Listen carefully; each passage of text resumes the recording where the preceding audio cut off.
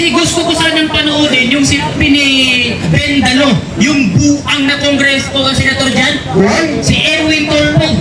Sabi niya, Harap dito! ano ang sabi niya? Kukuiluhan daw niya, Harap! Senator! Dito! Kaya ano? Di mangyari, di mangyari. Gusto sana namin mapanood sa loob ng Senate na gawin niya yun. Pero putang niya, wala naman yung ginawa. Gawin na!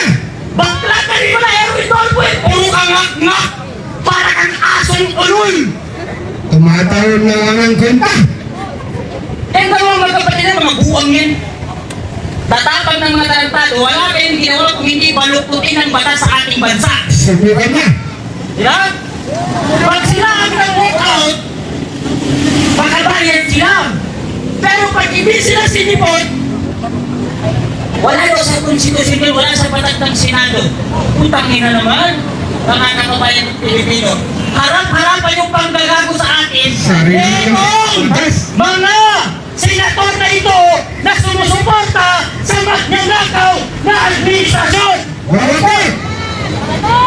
Natatandaan niyo ba ba nung hindi pa senator din si Erwin Tulfo? Ano sabi niya? Gago! Bobo! Tarantado! Si Kiko Pangilinan at hindi niya daw alam kung paano naging abogado yan.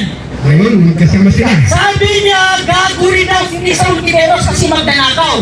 Maitanong lang natin sa'yo, Senator Erwin Tulfo, ikaw ba ay nasa grupo na rin ng mga gago ngayon?